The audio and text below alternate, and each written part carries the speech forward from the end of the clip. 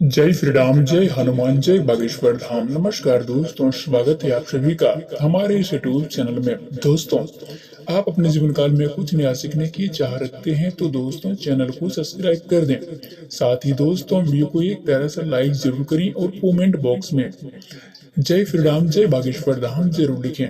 जी हाँ दोस्तों, आप सभी को बता दें कि दोस्तों एक बार भगवान कैलाश पर्वत पर बैठे थे तो दोस्तों माता पार्वती भगवान से उनके पास पहुंचकर और दोस्तों हाथ जोड़कर के कहती है, प्रभु मेरे मन में 3 प्रश्न है, आप इन तीनों प्रश्न के उत्तर देकर मुझे पूरी तरह से संतुष्ट कीजिए। तो भगवान शिव कहते हैं, पार्वती ठीक है, तो तुम अपने तीनों प्रश्न बताओ, मैं तुम्हारे प्रश्नों को उत्तर देकर तुम्हें संतुष्ट करने का पूरा प्रयास करूंगा। फिर तो भगवान शिव को बात सुनकर भी माता पार्वती कहती है, प्रभु मेरा पहला प्रश्न है, कौन सी स्त्री जीवन भर सर्व सुखी रहती है। मेरा दूसरा प्रश्न है, कौन सी चीज है जो जिस पर पत्नी सबसे ज्यादा बहस करती है। साथ ही दोस्तों मेरा तीसरा प्रश्न है, शादीशुदा पुरुष की पहचान क्या है। दोस्तों माता पार्वती के प्रश्नों को सुनने के बाद में भगवान शिव कहते हैं, पार्वती तुम्हारे इन तीनों प्रश्न को उत्तर में एक कहानी के माध्यम से दूंगा, इसलिए कहानी को पूरा और मन से सुनना, क्योंकि आधी अधूरी कहानी सुनने से दोस्तों अधूरा ज्ञान ही प्राप्त होते हैं जो जीवन में कभी भी काम नहीं आती है। फिर दोस्तों भगवान शिव जी की बात सुनकर माता पार्वती कहने लगी, ठीक है प्रभु, आप कहानी प्रारंभ करें। जब तक आप कहानी सुनाएंगे मेरा मन में दोस्तों किसी दूसरे स्थान पर नहीं जाएगा। तो दोस्तों दूसरी कहानी शुरू करने से पहले दोस्तों मेरा यही निवेदन करते हैं कि दोस्तों वीडियो को शुरू से अंत तक जरूर देखिएगा और दोस्तों आप हमारी कहानी में दोस्तों खो जाएं। दोस्तों इससे पहले मेरा चैनल को भी सब्सक्राइब अवश्य कर लें और दोस्तों कहानी को अंत तक बने रहिएगा। तो दोस्तों भगवान शिव कहते हैं, पार्वती 2 अलग अलग राज्यों के राजा थे, मगर दोनों सच्चे मित्र थे। मगर खास बात यह थी कि दोनों मित्रों में से किसी भी मित्र का शादी नहीं हुई थी। जब भी वो कहीं भी घूमने जाते थे तो दोस्तों उनके अनेक चंचला को देखकर हर कोई यही कहता है कि लगता है कि ये दोनों मित्रों राजाओं की अभी शादी नहीं हुई है, ये दोनों ही राजकुमार कुंवारे हैं। और दोस्तों एक समय ऐसा आया कि दोनों मित्र राजाओं को शादी हो गई। फिर दोस्तों दोनों मित्र राजा अपने अपने पति के साथ जीवन यापन करने शुरू कर दी। और दोस्तों भगवान शिव कहते हैं कि पार्वती जो पहले राजा की रानी थी, वो राजा को अपने पत्नी को कभी कभी सम्मान नहीं देती थी। आज दिन दोस्तों उसका अपमान करती रहती थी। भगवान शिव कहते हैं, हे पार्वती, राजा हमेशा खर्च को लेकर उसे अपनी रानी हमेशा कमाई को लेकर आपस में बहस करती रहती थी और झगड़े झंझट करती रहती थी। अब इस प्रकार से धीरे धीरे समय गुजरता गया। फिर एक दिन राजा ने दरबार में एक मंत्री को नौकरी पर रखा। वो मंत्री बहुत ही सुंदर और दोस्तों जवान था।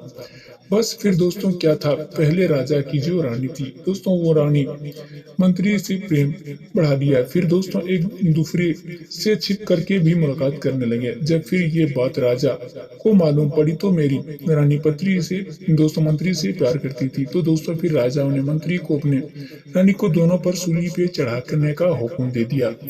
इस प्रकार दोनों को दोस्तों फांसी पर लटका दिया गया। भगवान शिव कह रहे हैं, पार्वती अब मैं दूसरे राजा की कहानी सुना रहा हूँ।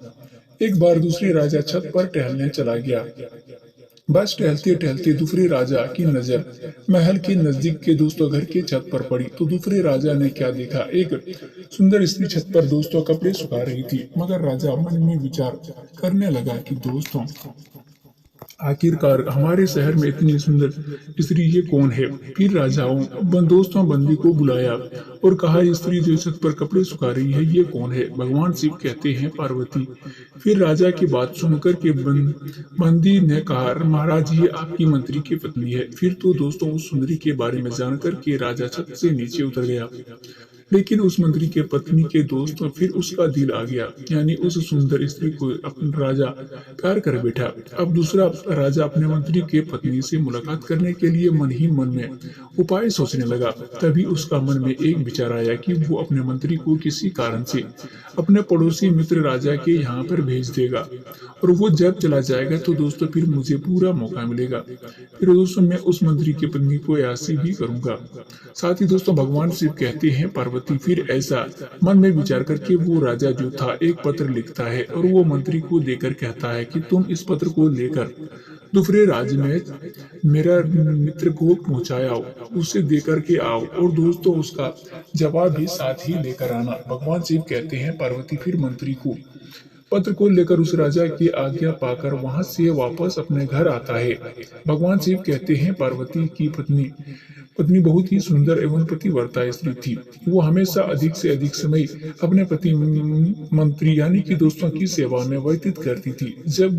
अब जैसे ही मंत्री घर पर प्रवेश करती थी उसका पत्नी का चेहरा अपने पति यानी कि मंत्री को देखकर एकदम से खिल जाता है और वे स्त्री मंत्री को गले से लग जाते हैं। भगवान शिव कहते हैं पार्वती फिर मंत्री अपने पति को राजा के द्वारा दिए गए पत्र के बारे में बताता है तो पत्नी कहती है प्रीतम आज जाओ और राजा की आज्ञा का पालन करें, मैं आपका आने का इंतजार करती हूँ। भगवान शिव कहते हैं पार्वती इधर वो मंत्री दूसरे राज्य की राजा के पास मिलने जाते हैं। उधर मौका पाकर वो राजा मंत्री के घर में प्रवेश कर जाते हैं। अब जैसे ही राजा मंत्री के घर में प्रवेश करती हैं तो दोस्तों मंत्री की पत्नी राजा को देखकर कहती है कि आप कौन हैं? तो राजा कहता है मैं तुम्हारे पति का मालिक हूँ, मैं राजा हूँ। फिर तो मंत्री की पत्नी उस राजा को अंदर बैठा लेती है और दोस्तों घबराकर कहती है महाराज सब कुछ ठीक है ना? भगवान शिव कहते हैं पार्वती फिर तो उस पतिव्रता की स्त्री की बात सुनकर वो राजा कहने लगते हैं कि मैं अपने घर में मेहमान बनकर आया हूँ।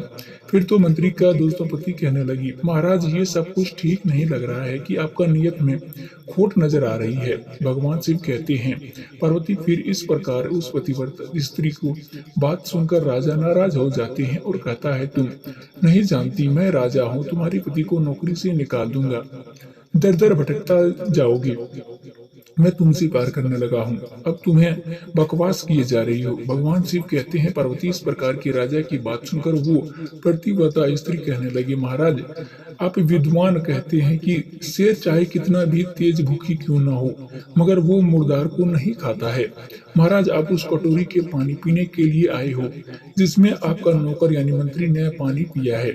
फिर भगवान शिव कहते हैं पार्वती तो उस पतिव्रता स्त्री की बात सुनकर वो राजा शर्मसार हो गए और उस पतिव्रता स्त्री के चक्कर को छोड़कर महल में वापस आ गया।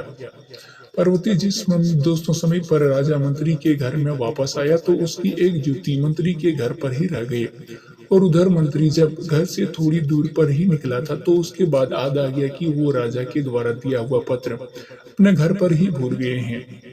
और दोस्तों उस प्रकार से मंत्री अपने उस पत्र को लेने के लिए फिर अपने घर में वापस आ गया तो मंत्री का नजर राजा की जूती पर पड़ गई और भगवान शिव कहते हैं पार्वती फिर तो जूती को देकर मंत्री का सिर चकराने लगता है और वो मन ही मन सोचता है कि ये जूती राजा की है और राजा ने मुझे सिर्फ इसलिए भेजा था कि वो मौका पाकर मेरी पत्नी को साथ में अय्याशी कर सके। भगवान शिव कहते हैं पार्वती फिर मंत्री सारा मर्जा समझ गए राजा काम करता है और दोस्तों फिर अपनी पत्नी को सारा महंगा सामान लेकर वो अपना दोस्तों बहाना करके वो अपने मायके छोड़ जाते हैं। भगवान शिव कहते हैं पार्वती मगर ये मायके छोड़ने के बाद फिर वो अपनी पत्नी को मंत्री बुलाने नहीं जाता है।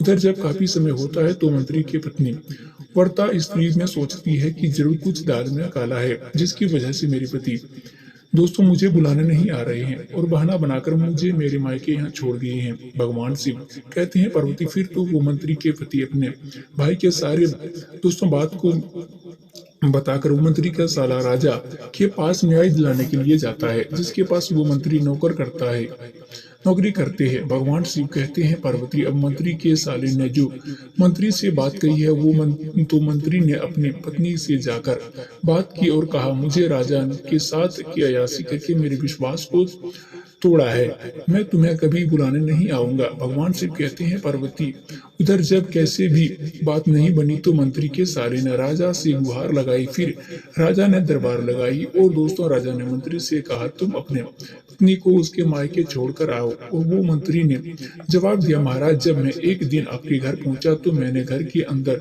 शेर के पंजे का निशान देखे तो मुझे खौफ हुआ कि शेर मुझे खा जाएगा, इसलिए शेर को डर की वजह से मैंने अपने बांध में जाना बंद कर दिया। जैसा बाघ मुझे मिला था वैसा ही बाघ मैंने अपने ससुराल वाले को हवाले कर दिए। भगवान शिव कहते हैं पार्वती राजा सब कुछ समझ चुका था कि मेरी जुत्ती जल्दी में उसके घर में रह गई थी। वो इसने देख लिया है। फिर तो राजा कहने लगा, मंत्री, इसमें कोई शक नहीं है।